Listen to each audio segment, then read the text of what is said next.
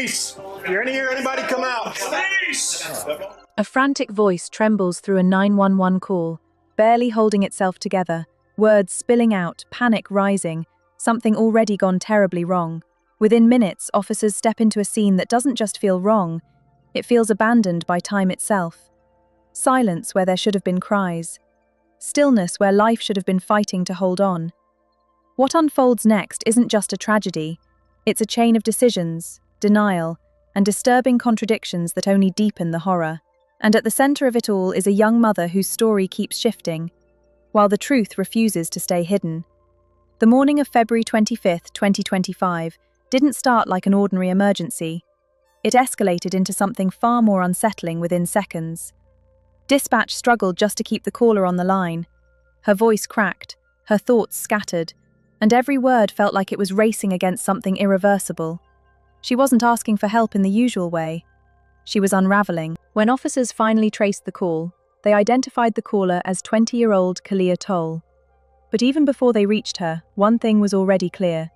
This situation wasn't just urgent, it was spiraling. She wasn't focused on giving directions, wasn't trying to guide help to her location. Instead, she kept repeating fragments, emotions overpowering clarity. And then came the line that changed everything. She didn't care about anything anymore. She couldn't live with herself after this. Officers didn't waste a second. They rushed to her home in Yakima, Washington. What they walked into wasn't chaos in the loud, dramatic sense. It was worse. It was quiet. Too quiet. The kind of silence that immediately signals something is deeply wrong. Inside, the conditions were devastating. A 2-year-old child was found alive, but barely. Severely malnourished, weak, and showing clear signs of prolonged neglect. Nearby in a bassinet was a 7-month-old baby, motionless, lifeless. The cause would later be confirmed as severe dehydration. No food, no water, no adult present, just time, passing unchecked. The surviving toddler was rushed to the hospital immediately, clinging to life. But Kalia, the one person who should have been there, was nowhere to be found. And then, just as officers began processing the scene, another call came in. This time, it wasn't panic, it was concern, from someone who knew her. A caller reported that Kalia was on the run. They had been in contact with her, receiving a series of alarming voice messages. The kind that didn't just sound distressed, they sounded disconnected from reality. She was reportedly at the Squaw Rock Resort, stranded at a gas station with no fuel, relying on Wi-Fi because she didn't have data. But what truly raised alarms wasn't just her location, it was what she was saying. According to the caller, Kalia had been talking about her baby being dead. By the time officers tracked her down, she was exactly where the tip suggested, at the resort, connected to a public Wi-Fi signal, posting online. And what she posted only added another layer of confusion and contradiction. She claimed she had left her children with a babysitter. She insisted she didn't know when the babysitter had left. And then, in the same breath, she spiraled into emotional statements, calling herself a bad mother, talking about death, talking about illness, shifting from explanation to self-pity almost instantly. It didn't sound like someone trying to clarify what happened. It sounded like someone trying to keep up with their own story. By 3:16 p.m., she was in custody. At the station, the tone shifted, but not in the way you'd expect. Given what had just been discovered, most would anticipate panic, grief, or at the very least, shock. Instead, Kalia's behavior was unpredictable. During the initial processing, officers conducted a standard safety check. Even in that moment, she made comments about harming herself, then brushed them off almost casually. The concern was real, but her delivery felt inconsistent, like she was drifting in and out of seriousness. Once seated, she began talking, and talking. What stood out immediately wasn't just what she said, but how easily she moved between completely different topics. One moment, she was discussing her children. The next, she was casually explaining her plans to start an OnlyFans account, describing it almost like a business idea she was excited about. There was no clear emotional anchor, no visible weight tied to what had just happened hours earlier. An officer offered her water.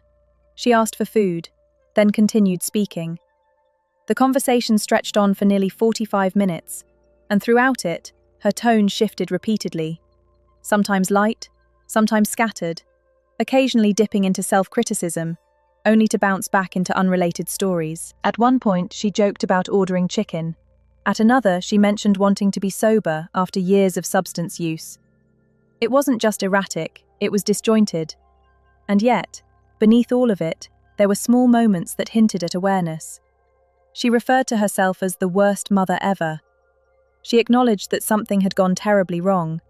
But instead of grounding her story, those admissions seemed to float, unconnected to any clear explanation of how things reached this point. Then came a shift. As detectives prepared to formally question her, she started bringing up a lawyer, before even being directly confronted with the details. She talked about recording things for legal protection, about wanting to turn herself in, but being unsure how it would play out. It was as if she already knew the gravity of what was coming. And yet, the most critical question still hadn't been answered. Where had she been while her children were left alone? And more importantly, who was this babysitter she kept mentioning? Because as the investigation moved forward, that single claim, the existence of someone named KK, would quickly begin to unravel in ways that made the entire situation even more disturbing. As detectives leaned in, the entire narrative began to fracture. Kalia kept repeating the same claim. She had left her children with a babysitter named KK. But the deeper investigators pushed, the less that story held together. There was no phone number, no address, no last name, no clear way to contact her, just fragments of vague descriptions that shifted every time she tried to explain it. At first, she said KK was someone from the neighborhood. Then she mentioned she didn't even have a phone. Then it became someone who just came around. Each answer created more gaps instead of filling them, and detectives noticed immediately. Because this wasn't just unclear, it was implausible. You don't leave two vulnerable children, including a newborn, with someone you can't even contact. Someone whose identity you can't confirm. Someone who, by her own admission, had no stable presence. So they pressed harder. How do you reach her? Who is she really? Where does she live? Every answer circled back to the same place. Nowhere. And then came the moment where everything started collapsing under its own weight. Kalia described returning home. She said she went through the back door. She said she saw her baby, lying there, covered, still, different. She claimed she immediately knew something was wrong, that something felt off the moment she looked. But when detectives asked the most critical question, how did she know the baby was dead? Her response wasn't grounded in any clear action. She didn't check for breathing, didn't call for help immediately from the scene. Instead, she described reacting, panicking, and then leaving. Leaving. That single decision changed everything, because according to her own words, her 2-year-old was still alive. She admitted she heard her crying.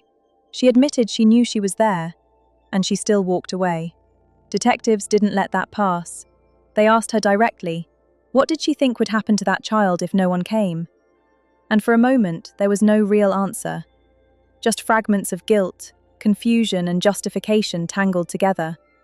She said she tried, said she felt scared, said she thought police were already coming. But none of it explained why she didn't stay. None of it explained why help wasn't immediate. Then came the forensic reality. Investigators laid it out clearly. The condition of the children didn't point to something that happened in a single day. This wasn't sudden. It wasn't unpredictable. The level of malnourishment, the physical state, the dehydration, it all indicated prolonged neglect. Days, possibly longer. And that's when her tone shifted again. She insisted her child had been skinny, but not like that. She claimed she had been feeding them, taking them to doctors, trying to help. But every explanation clashed with the physical evidence. Because you can't explain away starvation with a single bad day. You can't explain severe dehydration with a temporary absence. This was time. Extended time. And detectives made that clear. At one point, they directly challenged her. This doesn't happen in a couple of days. She pushed back, repeating the same defense. But it was losing strength. The more she spoke, the more inconsistencies surfaced. One moment she claimed she was actively caring for her children. The next, she admitted leaving without a plan. No timeline, no verification, just assumptions. And then investigators introduced something she couldn't deflect. They had already spoken to people in her life. Family. Friends. No one confirmed the existence of this babysitter. No one had seen anyone consistently watching the children. In fact, everything pointed to one conclusion. She had been the only one responsible. The room shifted. And then came one of the most telling moments in the entire interrogation, a phone call with her mother. There was no confusion on the other end, no hesitation. "You didn't tell me you left your children to starve." There was no defense to that, no redirect, just silence filled with the weight of what had finally been said out loud. By the end of the investigation, the charges reflected the severity of what had unfolded. First-degree manslaughter, criminal mistreatment, family abandonment. And even beyond this case, there were prior reports, allegations involving animals suffering from the same pattern of neglect, a repeated cycle, not a single moment. And that's what makes this case so disturbing. It's not just about one decision, it's about a series of choices, missed chances to act, ignored warnings, and a reality that was allowed to deteriorate over time. Because in the end, this wasn't something that happened suddenly. It happened slowly, quietly, until it couldn't be ignored anymore. And by then, it was already too late. If this case shook you, make sure to hit like, share this video so more people understand what really happened here, and subscribe for more deep dive breakdowns like this.